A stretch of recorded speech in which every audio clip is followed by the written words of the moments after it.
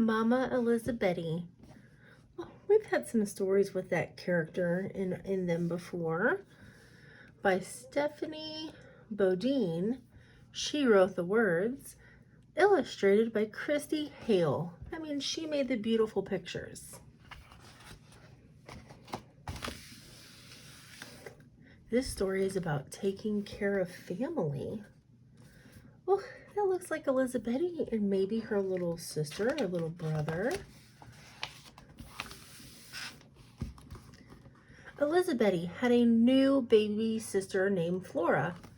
Mama had to take care of the baby, so it was time for Elizabeti to take care of her brother Obedi. Elizabeti knew just what to do. She had been taking care of her rock doll, Ava, since Obedi was a baby. Oh, look at her little rock baby. Elizabeti kissed Ava, set her gently in the corner, and went to get Obedi, who was having breakfast with Baba, their father. Baba was leaving for work, and Elizabeti helped Obedi wave goodbye. Oh, that looks like a fun little time they're having. Elizabeti wiped Obedi's face and got ready to do her chores.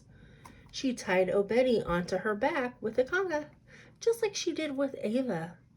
But Obedi was heavy, and his arms and legs stuck out when he squirmed, which was all the time. Elizabeti tried to sweep the floor, but Obedi pulled her hair. Ooh, yikes, that must not feel very good. Elizabeti sifted rocks out of the rice, but Obedi slapped at the basket, spilling some of the rice on the ground. Oh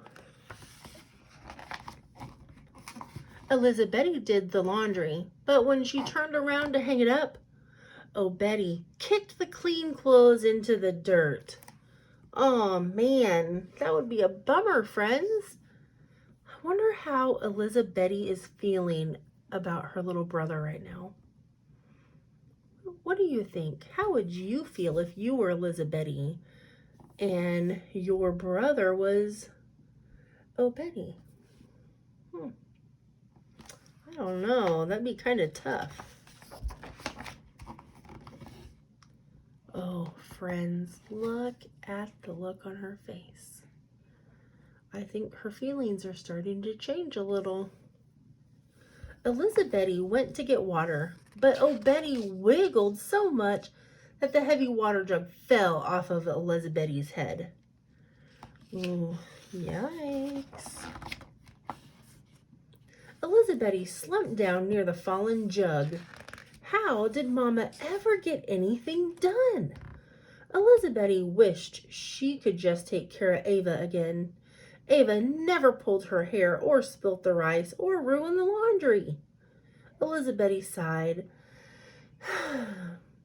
She needed to find a way to carry Obedi and the water jug all the way home. A woman walked by, but her head was piled high with bananas, and she carried a baby on her back. She couldn't help Elizabeti.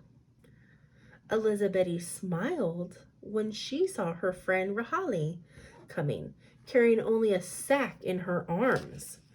But when Elizabeti peeked in the sack, she saw a small pig.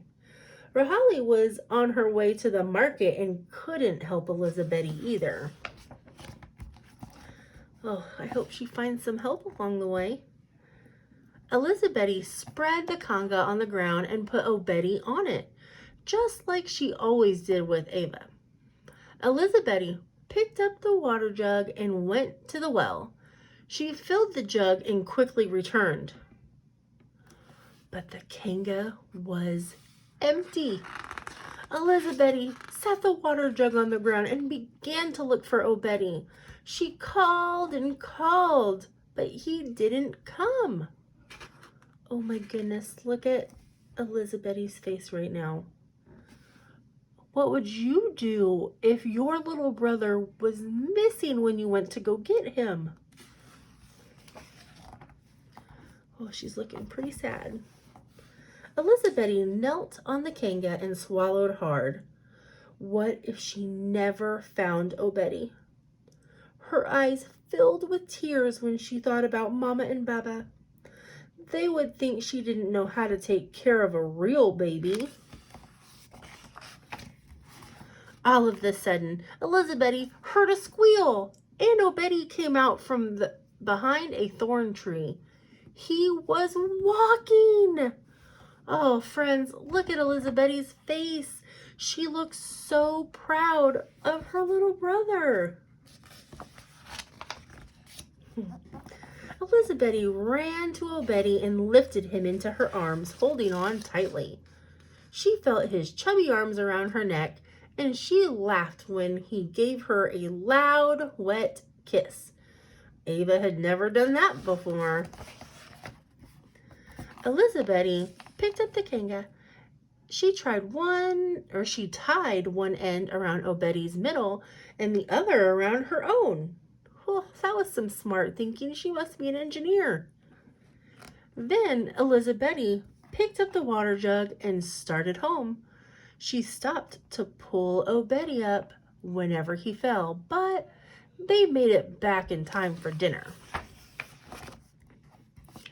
That night, Mama rocked Flora to sleep while Elizabeti rocked Obedi.